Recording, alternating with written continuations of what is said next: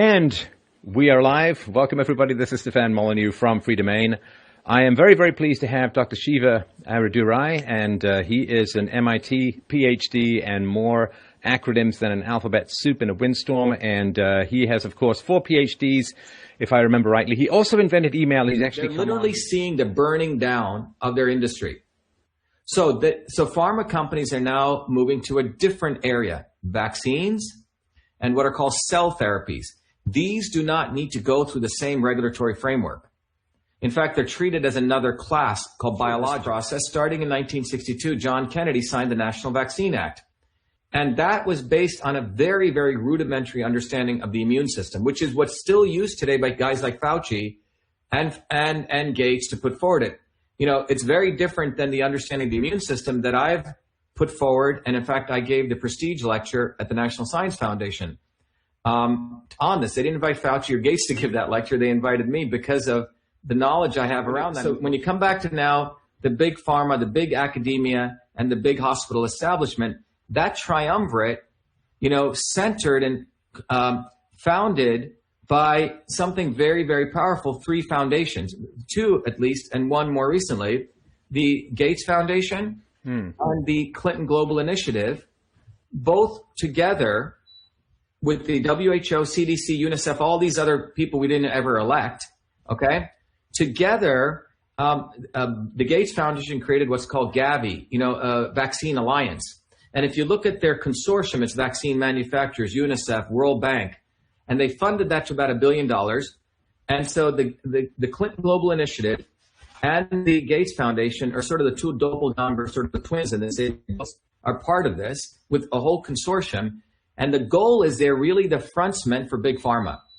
They're the frontsmen pushing, and when you actually work out the numbers, they're basically carving out the different vaccines, and they have the pharma consortium behind them. Pharma is crashing. They're saying, wow, I create a drug, I only have 200,000, 1 million people who have cardiac disease, whatever, or 300 million. Imagine if I could create a product that everyone had to take, right? That's like the biggest business opportunity, right? An audience, a market of 7.2 billion people, let's say on average, spending about $1,000 a year, that's a $7.2 trillion recurring market. Now, imagine this, if you could get the government its public so afraid that they impose this as a mandate. Now you've created a consortium. So Gavi is leading this consortium with 2 of its cylinders, Gates Foundation, Clinton Global Initiative, which are probably being funded in all sorts of, many incestuous ways. Back-ending that is a major big pharma companies who are part of Gavi. They're the consortium partners. In fact, the SDG 3 goals is supported not just by the WHO and the United Nations, but the IFPMA, the International Federation of Pharmaceutical Manufacturers. The 3 leadership council of that is Eli Lilly, Shinogi from Japan, and Roche. All right, so imagine to your point, every year you have a new need for a new vaccine, new variations, new mutations. Now you have 7.2 billion people. Again, I use that $1,000 number. It could be 2,000, it could be 100. My point I'm making is you have a beautiful recurring revenue model. And in order to get that recurring revenue business, what do you need? You need an amazing marketing campaign, a global marketing campaign. And that's what we're right in the middle of now. Okay, do you want the economies to be crashed again? Do you want everyone to be in their homes? Look, let's just put everyone gets a vaccine card. You don't want your neighbor screwing up the economy, do you? Do you want Bob screwing it up? Do you want to have a driver's license? It's a nice economy you got there. It'd be a shame if something happened to it and you weren't allowed to drive. Exactly. Or you weren't allowed to take your kid to daycare, or you weren't allowed out of your home, or you couldn't go to your gym, or you couldn't visit your parents in another country. So that is what the goal is. It's a 7.2 billion person market opportunity worth, upwards of $10 trillion year over year. So from their standpoint, everyone says, well, why would they do this to the economy? Well, it's a return on investment. You put enough fear, you crash the economies just enough. By the way, they get a double whammy because the Chinese Communist Party and the Chinese are involved. They have a lot of, dollar reserves. You crash the economy, you buy things on a song now, so you're going to make your return anyway, because as you kick this back up, you're going to make money on that, and you're going to also get indentured servants, because many of the large Chinese financial houses actually are the ones who funded banks like lenders like Wells Fargo. So when the U.S. working class crashes or the world working class, well, now they're going to also get a rental revenue.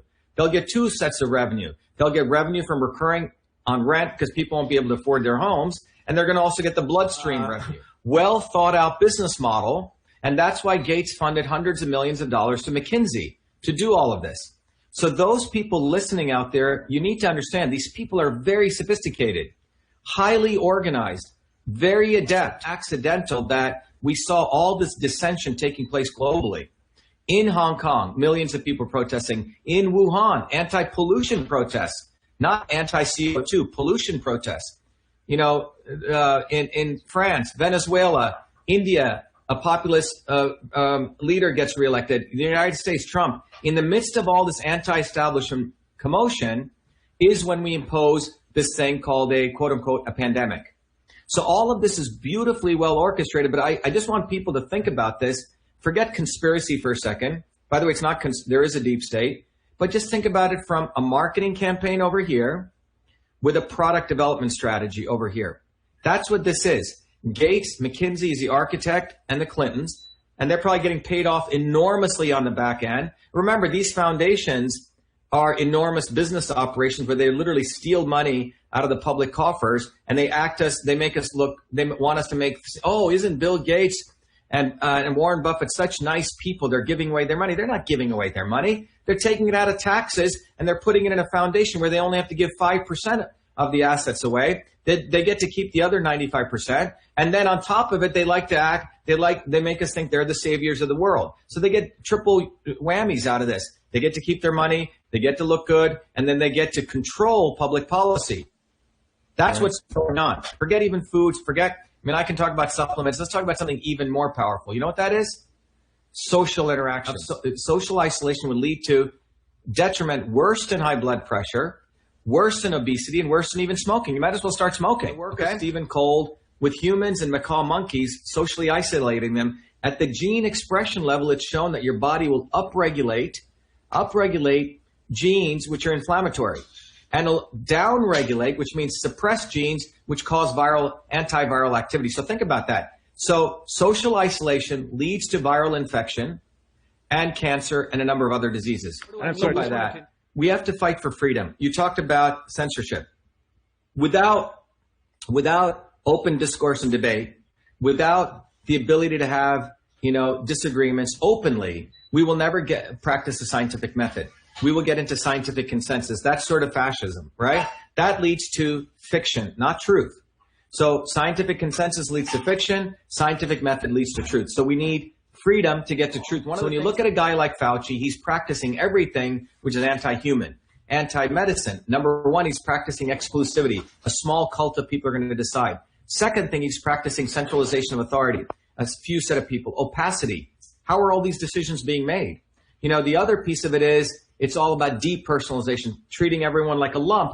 And based on that is why we're all locked up. Total nonsense. And all of this is based on the imposition of fake science by Fauci. And he knows what he's doing.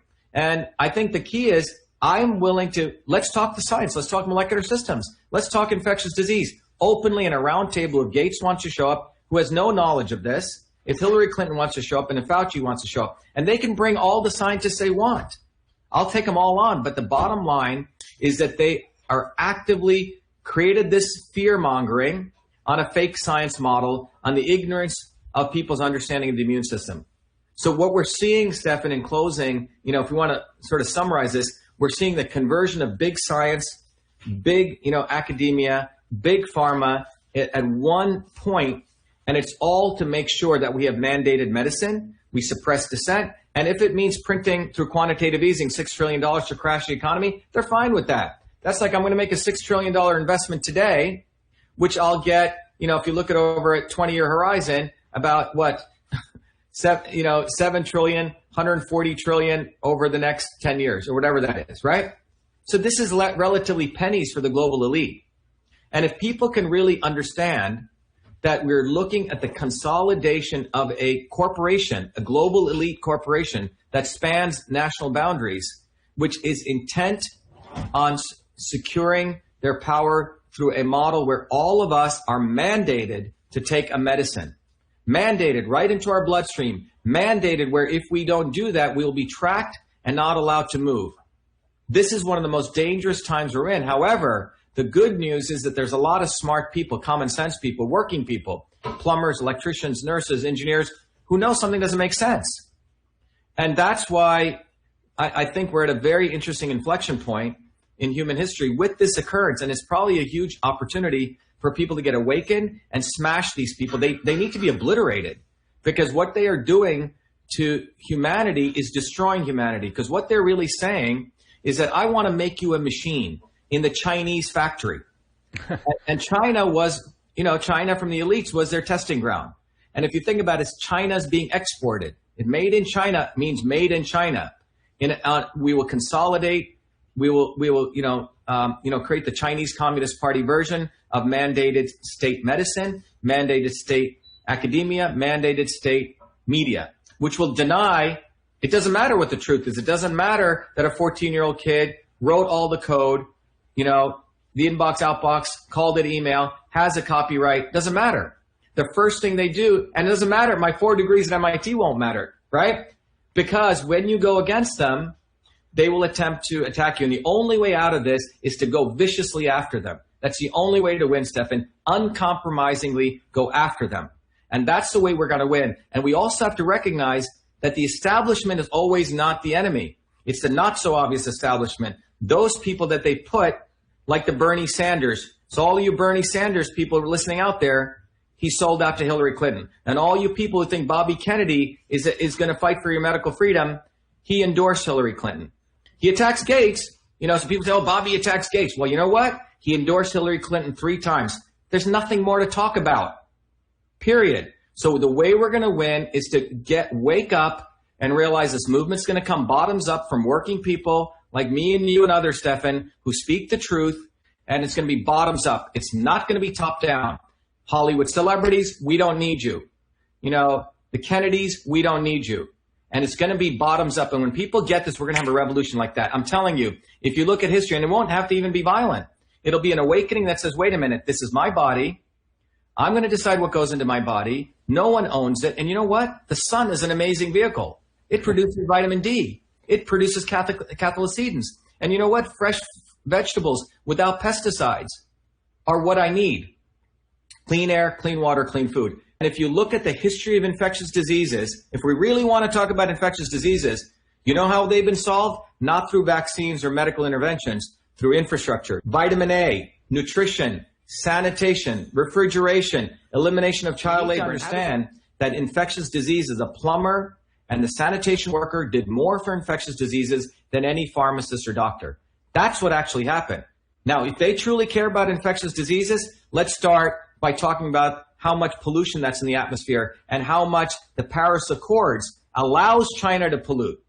Let's talk about clean water, clean air. We allow companies like Monsanto, which now is a part of Bayer, who have polluted, destroyed the topsoil of this country, have enslaved many, many farmers. But they don't want to talk about that. They don't want to talk about the 800, 700,000 people die of heart disease and so on. They don't want to talk about the 1.9 million hospitalizations that occur every year from pharmaceutical drug adverse reaction. What I see is a shutdown to destroy the American worker, to seize people's assets and properties, and to basically destroy this economy on behalf of